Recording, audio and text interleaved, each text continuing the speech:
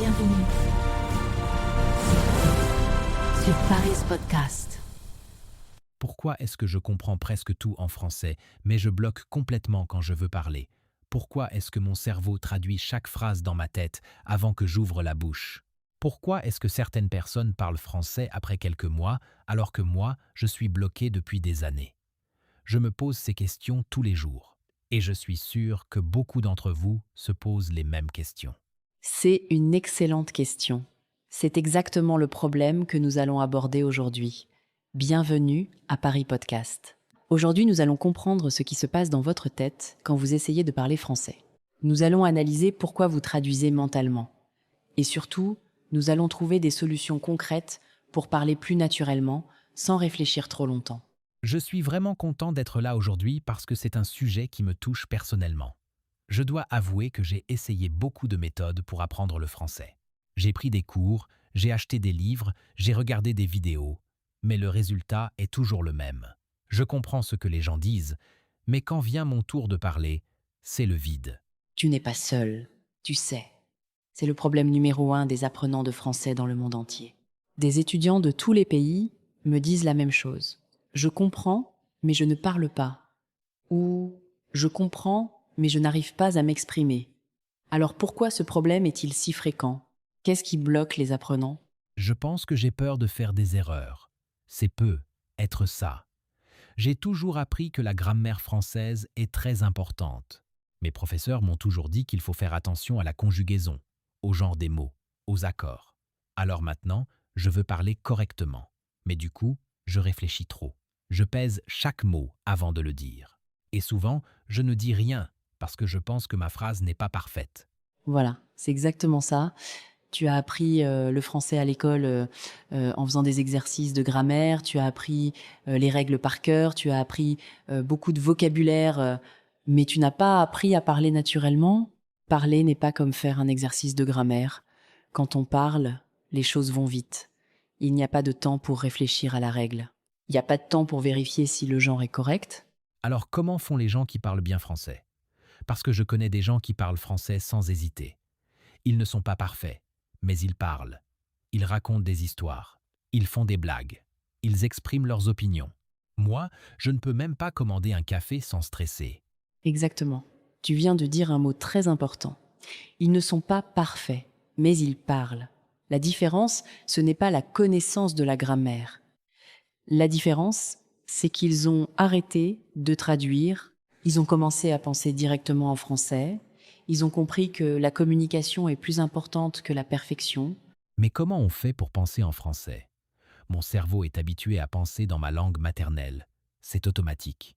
Je ne choisis pas de penser dans ma langue. C'est comme ça depuis que je suis petit. Alors comment changer cette habitude? C'est normal que ton cerveau pense dans ta langue maternelle. C'est une habitude très forte. Mais les habitudes peuvent changer. Il faut juste un peu de patience et beaucoup de pratique. Et je dis bien beaucoup de pratique, mais pas n'importe quelle pratique.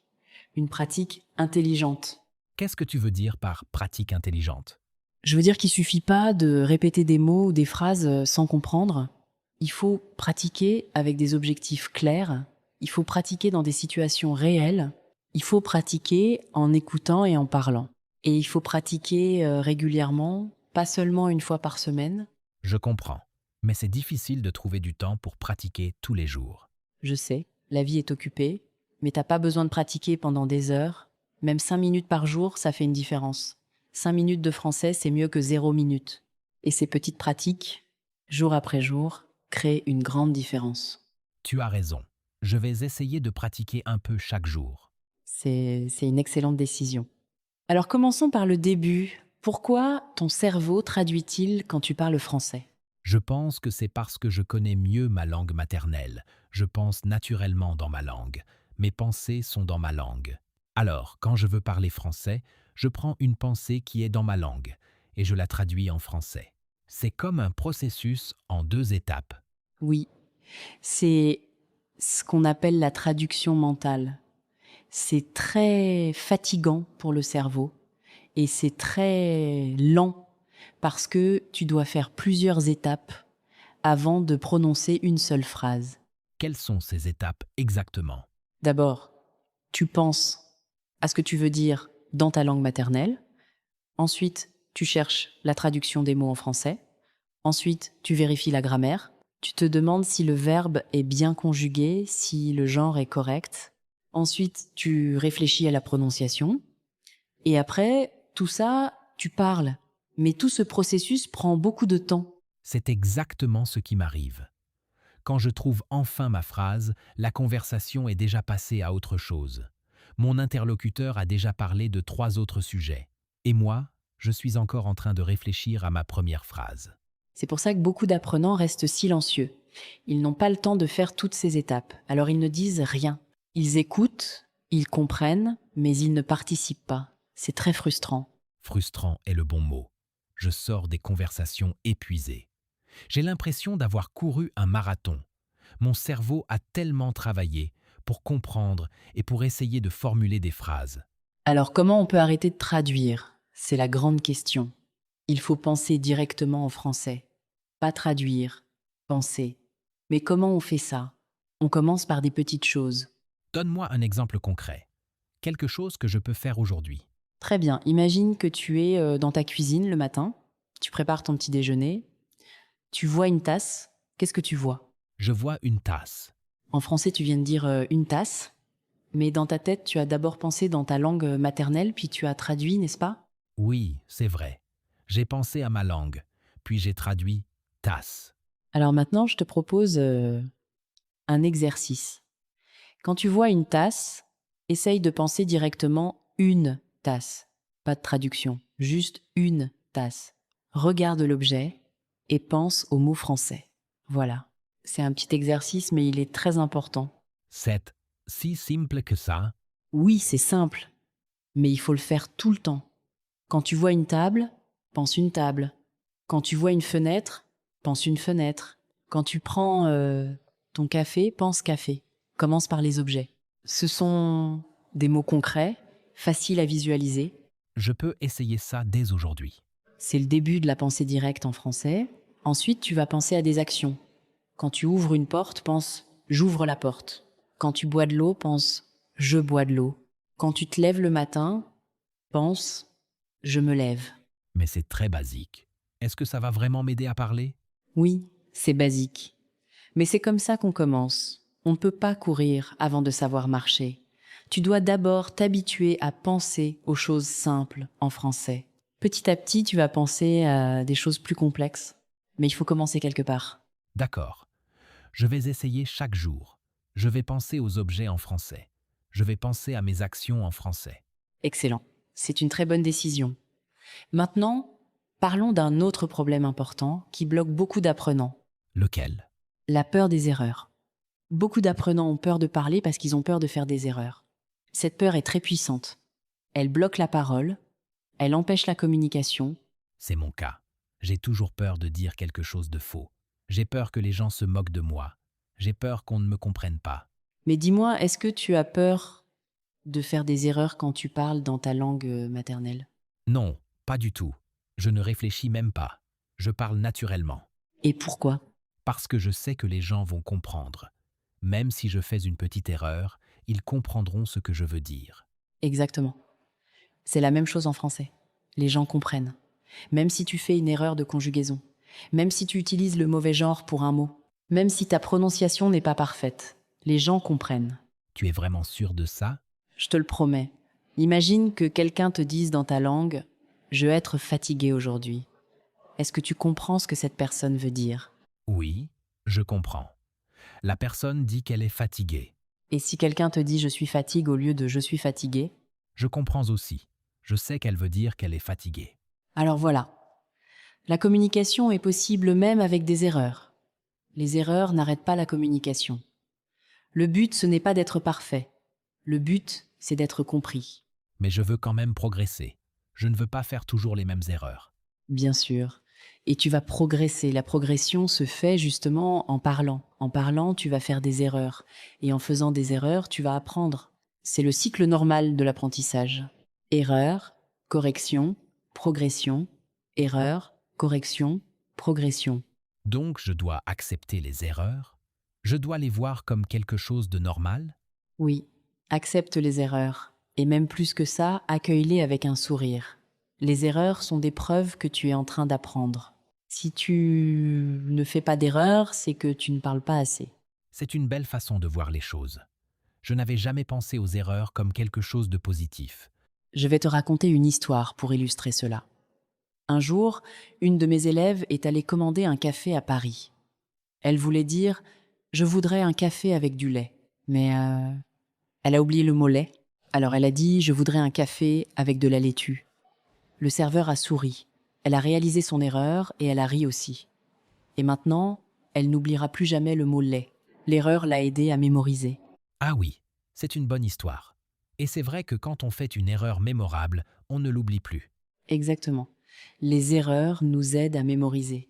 Elles créent des souvenirs forts, donc n'arrête pas de parler à cause d'une erreur. Au contraire, parle plus pour faire plus d'erreurs et apprendre plus. D'accord. Je vais essayer de parler plus et de moins me soucier des erreurs. C'est une excellente mentalité. Maintenant, nous allons aborder un autre problème important. Lequel? Le vocabulaire. Beaucoup d'apprenants pensent qu'ils ne connaissent pas assez de mots pour parler. Ils pensent qu'ils ont besoin de milliers de mots pour communiquer. C'est vrai. Je me dis souvent, je ne connais pas assez de mots. Je pense que j'ai besoin d'apprendre plus de vocabulaire avant de pouvoir parler. C'est une idée fausse. La solution est plus simple que tu ne le penses. Tu n'as pas besoin de connaître beaucoup de mots pour parler français, Comment ça? Comment je peux parler si je ne connais pas les mots? parce que les Français parlent avec un vocabulaire assez simple dans la vie de tous les jours. Dans les conversations quotidiennes, on n'utilise pas des mots compliqués ou rares. On utilise les mêmes mots encore et encore. Comme quoi? Des mots comme bonjour, merci, s'il vous plaît, oui, non, peut, être, d'accord, voilà. Des verbes simples comme être, avoir, aller, faire, prendre, manger, boire, dire. Avec ces mots de base, tu peux parler de beaucoup de choses. Mais pour parler de sujets plus complexes, j'ai besoin de plus de vocabulaire. Pas nécessairement. On utilise souvent des phrases simples pour parler de sujets complexes. Par exemple, au lieu de dire j'apprécierais que vous puissiez me donner ce livre quand vous aurez terminé, on dit simplement tu peux me donner le livre quand t'as fini. C'est plus simple et tout aussi efficace. C'est vrai, je pense trop compliqué. Je veux utiliser des structures complexes comme dans les livres. C'est un problème pour beaucoup d'apprenants. Ils essaient d'utiliser du vocabulaire avancé et des structures grammaticales complexes. Mais dans la vie réelle, les gens parlent simplement. Les conversations sont simples, Donc je dois parler comme un enfant? pas comme un enfant, mais comme quelqu'un qui veut communiquer simplement et efficacement. Utilise des phrases courtes, utilise des mots que tu connais bien. Puis petit à petit, au fil du temps, tu vas enrichir ton vocabulaire et tes structures. Tu connais des techniques efficaces pour apprendre du vocabulaire? Bien sûr, mais pas de technique compliquée. La meilleure technique, c'est d'entendre et de répéter. Écoute des podcasts français, regarde des vidéos en français. Écoute les mêmes choses plusieurs fois. Pourquoi plusieurs fois? J'ai tendance à écouter une fois et passer à autre chose. Parce que la première fois, tu comprends le sujet général. La deuxième fois, tu remarques plus de détails. La troisième fois, les mots et les expressions commencent à devenir naturels pour toi. La quatrième fois, tu commences à les utiliser automatiquement sans y penser. Je n'écoute jamais la même chose plusieurs fois. Je trouve ça ennuyeux. C'est compréhensible, mais c'est une erreur. Les apprenants qui progressent le plus vite sont ceux qui écoutent plusieurs fois le même contenu. La répétition est très importante pour apprendre une langue. Ton cerveau a besoin d'entendre les mots plusieurs fois avant de les mémoriser. Donc je dois écouter le même épisode plusieurs fois? Oui, écoute-le une fois pour le plaisir, sans pression, une deuxième fois pour comprendre les détails, une troisième fois pour remarquer les expressions et la prononciation. Et peut être une quatrième fois pour répéter à voix haute. Répéter à voix haute? Pourquoi est-ce si important? Parce que quand tu écoutes seulement, ton cerveau comprend. Mais quand tu parles, tu actives des muscles de ta bouche, de ta langue, de tes lèvres. Ton corps doit apprendre à prononcer les mots français. C'est comme apprendre à jouer d'un instrument de musique. Il faut pratiquer avec les doigts. Pour parler, il faut pratiquer avec la bouche. Je n'avais jamais pensé à ça de cette façon. La prononciation est aussi une question de physique. Exactement. La prononciation est un exercice physique. Tes muscles doivent apprendre de nouveaux mouvements. Et pour cela, il faut répéter. Répéter les mêmes sons, les mêmes mots, les mêmes phrases. D'accord. Je vais répéter à voix haute en écoutant les podcasts. C'est une excellente idée. Tu vas voir, ta prononciation va s'améliorer très rapidement et ta confiance aussi. Je vais essayer. Mais j'ai une autre question. Comment faire quand je suis avec un Français et que je ne comprends pas quelque chose qu'il dit? Tu demandes poliment.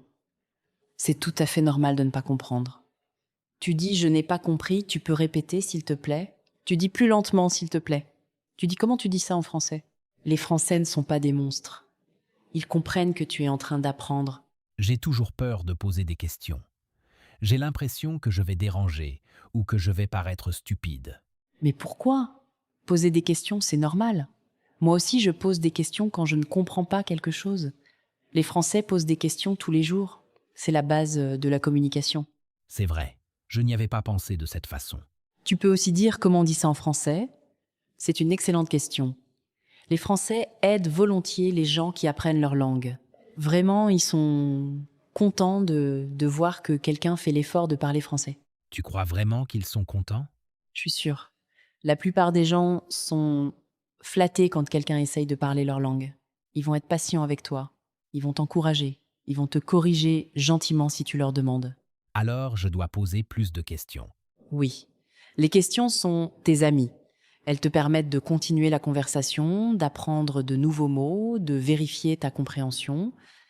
Les questions sont un outil puissant. Tu as d'autres conseils pour les conversations? Oui. Tu peux reformuler ce que l'autre personne a dit. Par exemple, tu dis tu veux dire que ou si j'ai bien compris. Comme ça, tu vérifies ta compréhension et tu montres que tu écoutes activement. C'est une bonne idée. Je vais essayer. Maintenant, je veux que tu pratiques un peu. Imagine que tu es dans un café. Que dis-tu au serveur? Je dis bonjour, je voudrais un café s'il vous plaît. Excellent. Très simple. Et si le serveur te demande, vous voulez un croissant aussi? Je pense que oui, s'il vous plaît. Ou non merci, seulement le café. Parfait. Tu vois, comme c'est simple, tu n'as pas besoin de phrases compliquées pour commander. Bonjour, je voudrais, s'il vous plaît, merci. Avec ça, tu peux commander tout ce que tu veux. C'est vrai, je me complique la vie pour rien. Maintenant, autre situation. Tu rencontres quelqu'un pour la première fois dans une soirée. Que dis-tu? Bonjour, je m'appelle. Et je donne mon nom. Et après? Enchanté de vous rencontrer. Parfait. C'est très poli et naturel. Et pour continuer la conversation après les présentations, Je ne sais pas trop. Je n'arrive pas à trouver quoi dire ensuite. tu poses une question. C'est le meilleur moyen de continuer une conversation. Tu habites dans le quartier. Tu fais quoi dans la vie? Tu viens d'où? Tu connais la personne qui organise cette soirée? Les questions ouvrent des conversations. Mais j'ai peur de ne pas comprendre les réponses. C'est possible, c'est vrai, mais tu peux demander de répéter. Tu peux dire pardon ou je n'ai pas compris. Tu peux répéter plus lentement. Les gens vont comprendre et répéter. D'accord. Et si je ne connais pas un mot important dans la conversation? Tu utilises un autre mot. Tu décris ce que tu veux dire. Par exemple, si tu ne connais pas le mot assiette, tu dis le truc rond et plat qu'on utilise pour manger. Les gens vont comprendre et vont te donner le mot. Ah oui, je peux utiliser des descriptions. Je n'ai pas besoin de connaître tous les mots exacts. Exactement. La communication, c'est pas juste des mots précis. C'est aussi des gestes, des descriptions, des expressions faciales, des mimiques. Utilise tout ton corps pour communiquer. C'est rassurant de savoir ça. Alors maintenant, je vais te donner des conseils pratiques pour parler sans réfléchir trop longtemps. Des conseils que tu peux appliquer dès aujourd'hui. Je suis prêt. Dis-moi tout. Premier conseil, arrête de vouloir être parfait. Accepte les erreurs. Quand tu fais une erreur, soit tu te corriges rapidement, soit tu continues. Mais surtout, ne t'arrête pas. Ne dis pas « Oh, j'ai fait une erreur » et reste bloqué. Continue de parler. La conversation est plus importante que la perfection. Continue de parler même avec des erreurs. Oui. Les erreurs, c'est normal. Les Français font aussi des erreurs. Et les gens vont pas juger tes erreurs. Ils vont juger que tu parles C'est beaucoup mieux de parler avec des erreurs que de ne pas parler du tout. Je vais essayer de me souvenir de ça. Deuxième conseil, apprends des phrases toutes faites. Pas seulement des mots, mais des phrases complètes. Par exemple, n'apprends pas seulement le mot comment, apprends comment tu t'appelles, comment ça va, comment tu fais, comment tu dis ça. Pourquoi des phrases plutôt que des mots individuels? Parce que dans une conversation réelle, tu utilises des phrases. Si tu connais des phrases toutes faites, tu n'as pas besoin de les construire. Tu les utilises directement. C'est plus rapide, plus naturel, et cela évite la traduction mentale. Je n'avais jamais pensé à apprendre des phrases entières. Apprends aussi des phrases comme je pense que, je crois que, je voudrais, je peux avoir, est-ce que tu peux, je vais. Ces petites phrases sont très utiles dans une conversation. Je vais commencer à apprendre des phrases plutôt que des mots isolés. Troisième conseil, parle de toi. Les gens aiment écouter parler les autres, mais ils aiment aussi parler d'eux-mêmes. Pour commencer, il est plus facile de parler de soi parce que tu connais déjà tous les sujets. Parler de moi? Qu'est-ce que je peux dire? Parle de ton travail ou de tes études. Parle de tes hobbies et de ce que tu aimes faire. Parle de ta famille. Parle de ce que tu as fait le week-end dernier. Parle de tes projets pour le futur. Ces sujets te sont familiers. Tu n'as pas besoin de chercher des informations. Tu connais déjà tout. C'est vrai, je connais ma vie. Alors entraîne-toi à parler de toi. Tu peux te filmer ou t'enregistrer sur ton téléphone. Parle de ta journée. Parle de ce que tu as mangé au petit déjeuner. Parle de ce que tu vas faire demain. Parle de ce que tu as vu dans la rue. Et si personne ne m'écoute? Ce n'est pas grave. L'important, c'est de parler. Plus tu parles, plus tu progresses. Même tout seul dans ta chambre, tu progresses. Les mots sortent, les muscles de ta bouche s'habituent, ton cerveau s'habitue à former des phrases en français. Je vais essayer de parler tout seul quand je suis chez moi. Et quand tu es avec des gens, parle de toi aussi. Dis je m'appelle, j'habite à, je travaille comme, j'aime, je n'aime pas. C'est un excellent début de conversation. Je vais faire ça. Quatrième conseil, n'utilise pas de mots compliqués. Utilise des mots simples. Des mots comme bon, bien, très bien, pas mal, super, génial. Ces mots sont parfaits pour la conversation de tous les jours. Je comprends. Je n'ai pas besoin de mots sophistiqués pour avoir une conversation. Non. Les mots sophistiqués viennent plus tard, quand tu es plus avancé. D'abord parle simplement. J'aime Paris. Je n'aime pas la pluie. J'adore le chocolat. Je déteste le froid. Des phrases courtes, des mots simples. C'est tout ce qu'il faut. C'est plus facile comme ça. Cinquième conseil, regarde des vidéos en français. Pas pour apprendre des règles de grammaire, mais pour entendre comment les gens parlent vraiment dans la vie réelle. Comme des films ou des séries. Oui, les films et les séries sont excellents, mais aussi les vidéos YouTube sur des sujets qui t'intéressent. La cuisine, les voyages, le sport, la technologie, la mode. Écoute comment les gens parlent. Fais attention à leurs expressions, à leur intonation, à leur rythme. Et je répète ce que j'entends? Oui, c'est ce qu'on appelle l'immersion linguistique. Plus tu écoutes, plus tu te familiarises avec le son du français. Plus tu répètes, plus tu t'habitues à prononcer comme un français. Je vais regarder plus de vidéos françaises sur YouTube. Et pour les conversations dans la vraie vie, entraîne-toi dans des situations quotidiennes. Va dans des cafés français, va dans des boulangeries, commande quelque chose, même une petite chose comme un pain au chocolat. Parle aux commerçants.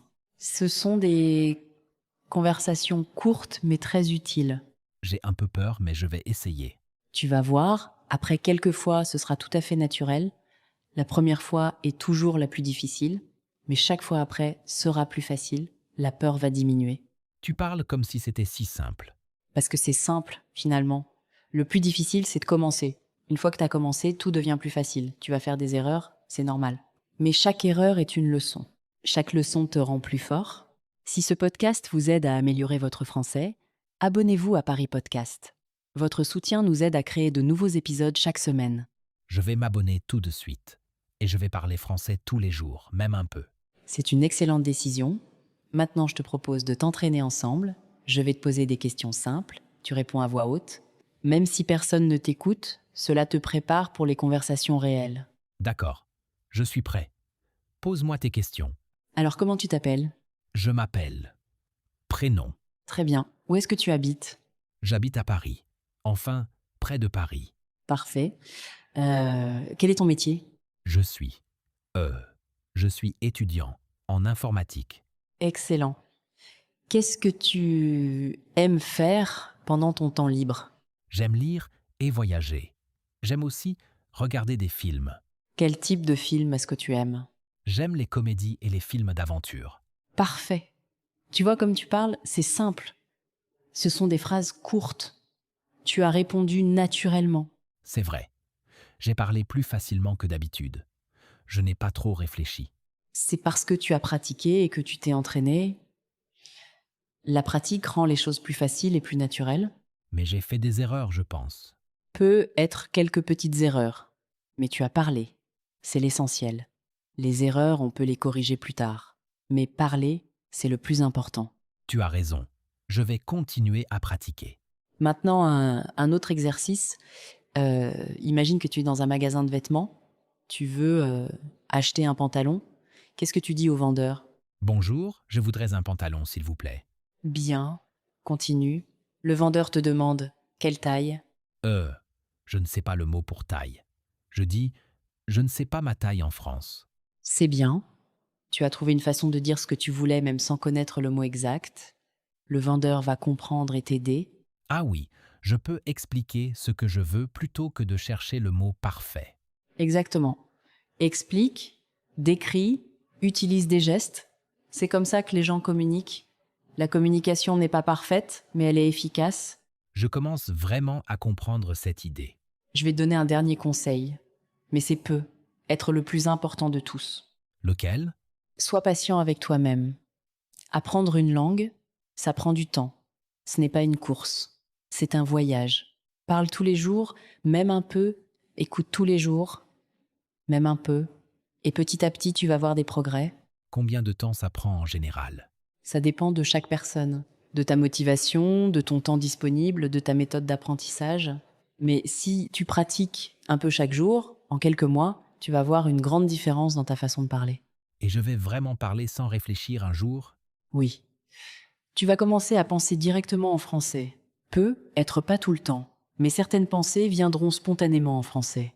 Et un jour, tu réaliseras que tu as parlé pendant plusieurs minutes sans traduire une seule fois. Ce sera un grand moment de fierté. Tu as vraiment confiance en moi et en ma capacité à y arriver. Bien sûr. Je crois en toi. Je vois des apprenants comme toi tous les jours. Et je vois leur progression. Au début, ils ont peur. Ils bloquent. Ils font des erreurs. Mais avec la pratique, ils parlent de plus en plus.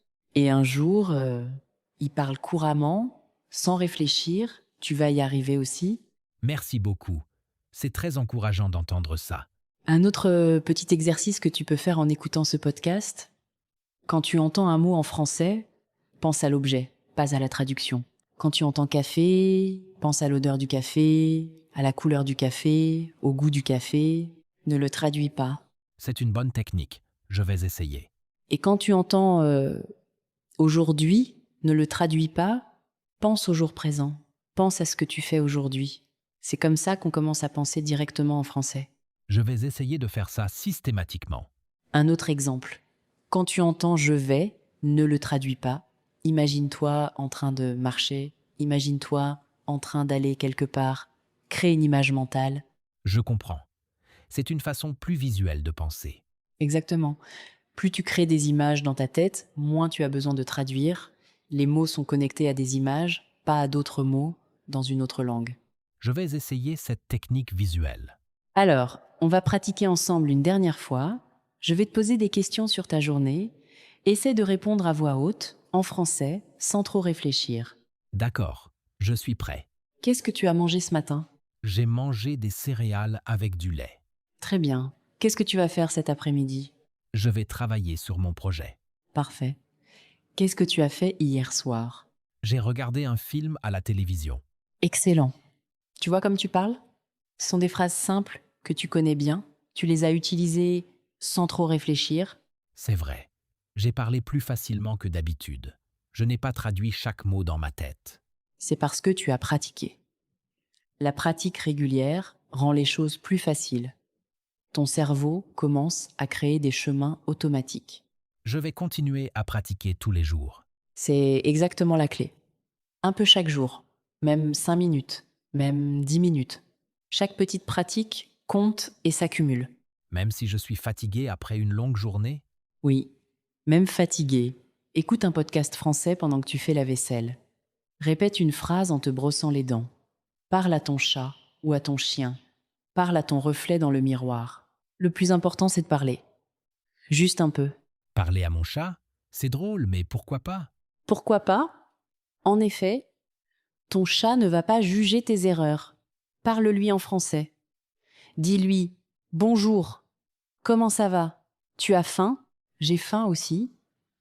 Je vais préparer à manger. » C'est une excellente pratique. C'est une idée amusante. Je vais essayer. Tout est bon pour pratiquer. La cuisine, le ménage, la marche dans la rue. Pense en français. Parle en français à voix basse si tu es dans la rue. Personne ne va te juger. Je vais essayer de penser en français dans la cuisine pendant que je prépare à manger. Excellent. Commence par les mots simples que tu vois. Pomme, peine, fromage, eau, couteau, assiette. Ensuite, fais des petites phrases. Je coupe une pomme. Je mange du fromage. Je bois de l'eau. Je mets le pain sur la table. C'est possible de faire ça tous les jours? Bien sûr. C'est ce que je recommande à tous mes élèves et ils me disent que ça marche très bien. La cuisine est un excellent endroit pour pratiquer parce qu'il y a beaucoup d'objets et d'actions à nommer. Je vais commencer dès aujourd'hui. Parfait. Maintenant, je veux que tu te rappelles une chose importante.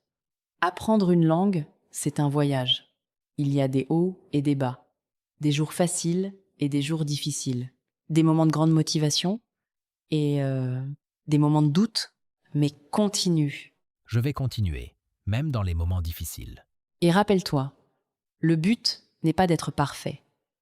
Le but est de communiquer avec les gens, de faire de nouvelles rencontres, de découvrir des cultures différentes. Le français est un outil pour ouvrir des portes. C'est une belle façon de voir les choses. Le français n'est pas une fin en soi, c'est un moyen. Exactement. C'est un moyen de communiquer, de voyager, de travailler, de faire des amis. C'est un outil qui t'ouvre beaucoup de possibilités. Je vais garder ça en tête. Alors, pour résumer ce que nous avons dit aujourd'hui, la clé pour parler français sans réfléchir, c'est d'arrêter de traduire mentalement. Pour arrêter de traduire, il faut pratiquer tous les jours. Et pour pratiquer tous les jours, il faut accepter les erreurs et parler même quand on n'est pas parfait. Donc, le résumé. Pratiquer, accepter les erreurs, penser en français, utiliser des phrases simples, parler tous les jours. Exactement. Tu as très bien résumé, c'est exactement ça. Merci beaucoup pour tous ces conseils. Je me sens plus motivé qu'avant. C'est normal. La motivation vient quand on comprend ce qu'il faut faire. Maintenant, tu as une direction claire, tu sais ce que tu dois faire chaque jour. Oui, je sais. Parler un peu chaque jour, accepter les erreurs, penser en français. Et vous, quelle est votre plus grande difficulté quand vous parlez français? Écrivez votre réponse en français dans les commentaires. Nous lisons tous vos messages. Exactement. Nous aimons lire vos commentaires et vos histoires. Chaque semaine, nous recevons des messages d'apprenants du monde entier. Ça nous donne de l'énergie pour continuer. C'est vrai que la communauté est importante. Savoir qu'on n'est pas seul dans ce voyage. Absolument. L'apprentissage d'une langue est un voyage personnel. Mais il est aussi une aventure collective. Nous sommes tous ensemble sur ce chemin. Merci d'être là pour nous. C'est un plaisir. Alors voilà, pour aujourd'hui, nous avons beaucoup parlé. Mais rappelle-toi, ce n'est que le début. La vraie pratique commence maintenant, quand tu éteins ce podcast et que tu commences à parler. Je vais commencer tout de suite. Je vais parler français aujourd'hui, même un peu. C'est parfait. Va au café, commande un café en français, dis bonjour à ton voisin, parle de la météo, chaque petit mot compte. Je vais faire tout ça. Et n'oublie pas, si tu fais une erreur, ce n'est pas grave. Souris, corrige-toi ou continue. L'important, c'est de communiquer. Je vais me souvenir de ça. Alors, à très bientôt dans un prochain épisode de Paris Podcast. Continue à pratiquer, continue à parler et surtout, n'arrête jamais d'apprendre. Merci. À bientôt. À bientôt. Et rappelle-toi, pense en français, parle en français, et le français deviendra naturel. Je vais faire de mon mieux. C'est tout ce qu'on te demande. Faire de son mieux chaque jour. C'est comme ça qu'on progresse. À la prochaine. À la prochaine.